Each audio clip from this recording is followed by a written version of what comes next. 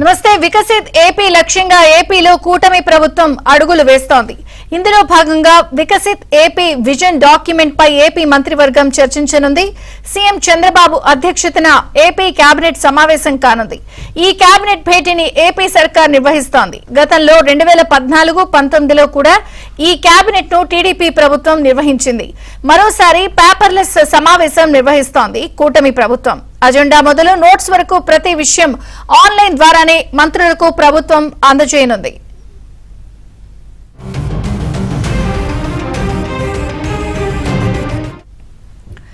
ఈ కేబినెట్ లో పలు కీలక నిర్ణయాలు తీసుకునే అవకాశం ఉన్నట్లు తెలుస్తోంది. వైసీపీ ప్రభుత్వంలో తీసుకువచ్చిన రివర్స్ టెండరింగ్ విధానాన్ని రద్దు చేయనున్నట్లు సమాచారం. అలాగే సాగునీటి సంఘాల ఎన్నికలకు ఆమోద ముద్ర వేసే అంశంపై కేబినెట్ లో చర్చించనున్నారు. 12 అంశాల ప్రాతిపదికన రూపొందించిన వికసిత్ ఏపీ విజన్ డాక్యుమెంట్ పై కేబినెట్ లో చర్చించనున్నట్లు తెలుస్తోంది. గ్రామ వార్డు సచివాలయాల పునర్వ్యవస్థీకరణతో పాటు కొన్ని శాఖల బదిలీల గైడ్ లైన్స్ మార్పులు చేర్పులపై కూడా చర్చించనున్నారు.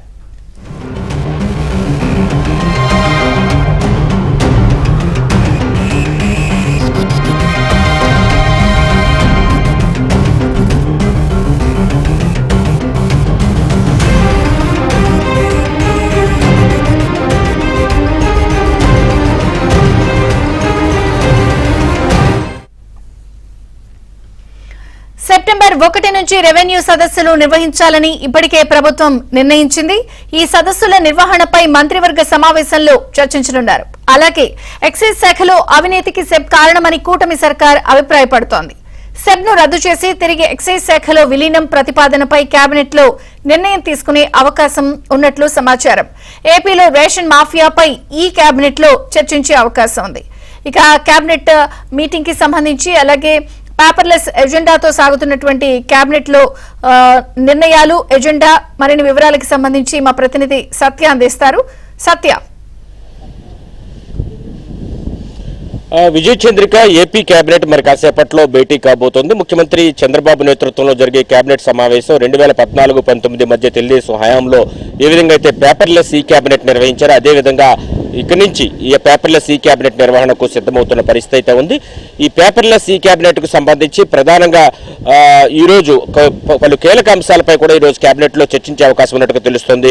ముఖ్యంగా తీసుకుంటే కనుక గత ప్రభుత్వం తీసుకున్న రివర్స్ టెండరింగ్ సాగునీటి ప్రాజెక్టుల విషయంలో కానీ ఇతర అంశాల్లో కానీ రివర్స్ టెండరింగ్ ఏదైతే తీసుకున్నారో దాన్ని రద్దు చేసి తిరిగి పాత సాంప్రదాయ విధానం టెండరింగ్ పద్ధతిని అమల్లోకి తీసుకురావాలని నిర్ణయించినట్టుగా తెలుస్తుంది. దీంతోపాటు పోలవరం ఎడమ కాలువ ప్రధాన కాలువకు సంబంధించి 6,000 క్యూసెక్కుల సామర్థ్యంతో దాన్ని గతంలో ఉన్నటువంటి గుత్తేదారులకే అప్పగించాలని, దానికి సంబంధించి 1226.68 కోట్ల రూపాయలు అదే మొత్తానికి వారు చేసేందుకు అంగీకరించే అంశం మీద వారికే దాన్ని కేటాయించాలని కేబినెట్లో ఆమోదం తీసుకునే అవకాశం కనిపిస్తుంది. దీంతోపాటు సాగునీటి సంఘాలు ఏవైతే ఉన్నాయో వాటికి సంబంధించి ఎన్నికలకు సంబంధించి కూడా కేబినెట్లో ఆమోద ముద్ర నేడు వేయబోతున్నారు. దీంతోపాటు పలు కీలక వికసిత్ ఆంధ్రప్రదేశ్కు సంబంధించి 12 అంశాలకు సంబంధించి విజన్ డాక్యుమెంట్ను 2047కి సంబంధించి ఏదైతే రూపొందిస్తున్నారో దానిపైన కూడా ఈరోజు కేబినెట్లో చర్చ జరగబోతుంది. దానికి సంబంధించి సిరీస్ ఆఫ్ సమావేశాలు నీతి ఆయోగ్ ప్రతినిధులతో ముఖ్యమంత్రి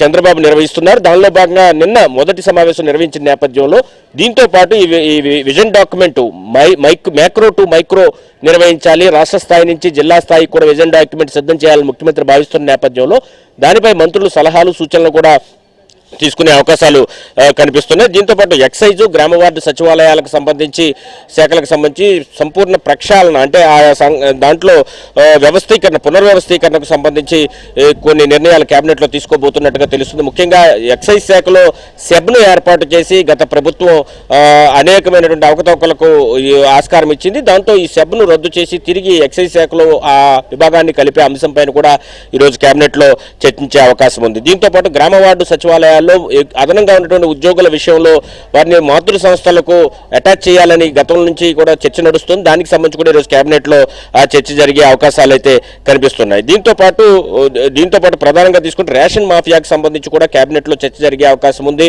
ప్రభుత్వం ఏదైతే నిరుపేదల కోసం రేషన్ బియ్యాన్ని అతి తక్కువ ధరకు అందిస్తోంది, అటువంటి రేషన్ బియ్యాన్ని కూడా మాఫియా రూపంలో విదేశాలకు ఎగుమతి చేస్తున్న పరిస్థితి అయితే ఉంది. దీనికి ఏదైతే రేషన్ అందించే వాహనాలు ఏవైతే ఉన్నాయో వాటి ద్వారానే ఈ మొత్తం వ్యవహారం నడుస్తున్నట్టుగా కూడా గత కొంతకాలంగా చర్చ నడుస్తున్న నేపథ్యంలో వాటిని రద్దు చేయడం, రేషన్ సక్రమంగా నిజమైనటువంటి అర్హత లబ్ధిదారులకు అందించే అంశంపైన కూడా ఈరోజు కేబినెట్లో చర్చ జరిగే అవకాశాలు కనిపిస్తుంది. దీంతోపాటు ఉద్యోగుల బదిలీలకు సంబంధించి కొన్ని గైడ్ లైన్స్ మార్పులకు సంబంధించి కూడా ఈరోజు కేబినెట్లో చర్చకు వచ్చే అవకాశం ఉంది. రీసెంట్ గా పరిశ్రమల్లో వరుస ప్రమాదాలు జరుగుతున్నాయి. ముఖ్యంగా విశాఖపట్నం, అనకాపల్లి జిల్లాల్లో పారిశ్రామిక వాడల్లో జరుగుతున్న ప్రమాదాలకు సంబంధించి కేబినెట్ లో చర్చించే అవకాశం ఉంది. దీంతో పాటు సేఫ్టీ ఆడిట్ ఆయా సంస్థల్లో నియమిత కాలానికి చేయాల్సిందే అని చెప్పి కఠినమైనటువంటి నిబంధనలు తీసుకొచ్చే అంశంపైన కూడా ఈరోజు కేబినెట్లో చర్చించే అవకాశం. నరేగా పనులకు సంబంధించి రాష్ట్ర వ్యాప్తంగా మొత్తం అన్ని గ్రామ పంచాయతీల్లో కూడా గ్రామ సభలు నిర్వహించిన నేపథ్యంలో దానికి సంబంధించి కూడా కేబినెట్లో చర్చకు వచ్చే అవకాశం. దీంతో పాటు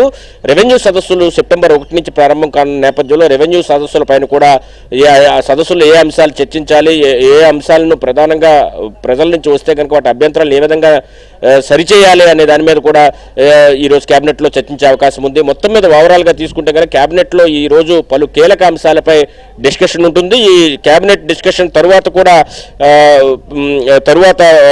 పలు కీలక అంశాలపై చర్చ కూడా ముఖ్యమంత్రి కొన్ని రివ్యూ మీటింగ్స్ కూడా ఈరోజు నిర్వహిస్తున్నారు. సెర్ప్ కావచ్చు, ఇతర అంశాల మీద కూడా కొన్ని రివ్యూ మీటింగ్లు కూడా ముఖ్యమంత్రి అటెండ్ అవుతున్న నేపథ్యంలో ఆ అంశాలు కూడా ఈరోజు ప్రధానంగా చర్చించే అవకాశం. ఎన్ఆర్ఐ ఎంపవర్మెంట్ పైన చంద్రబాబు తర్వాత సమీక్ష ఉంటుంది. అదేవిధంగా ఎంఎస్ఎంఈల మీద కూడా సమీక్ష నిర్వహిస్తారు. అదేవిధంగా సెర్ప్ తదితర పేదరిక నిర్మూలన పథకాలు ఏవైతే ఉన్నాయో P4 కింద తాము చాలా ఎజెండాగా తీసుకున్నామని ముఖ్యమంత్రి చెబుతున్న నేపథ్యంలో వాటి మీద కూడా తర్వాత సమీక్ష ఉంటుంది కేబినెట్ అనంతరం. కాబట్టి ఈరోజు కేబినెట్ అయితే మాత్రం పలు కీలక అంశాలపైన ముఖ్యంగా ఇరిగేషన్కి సంబంధించిన అంశాలు కావచ్చు, ఇతర అంశాలు అంటే ఎక్సైజు, అదేవిధంగా పంచాయతీరాజ్ సంబంధించినటువంటి కీలక అంశాలపైన ఈరోజు కేబినెట్లో ప్రధాన చర్చ జరిగే అవకాశాలు ఉన్నాయి.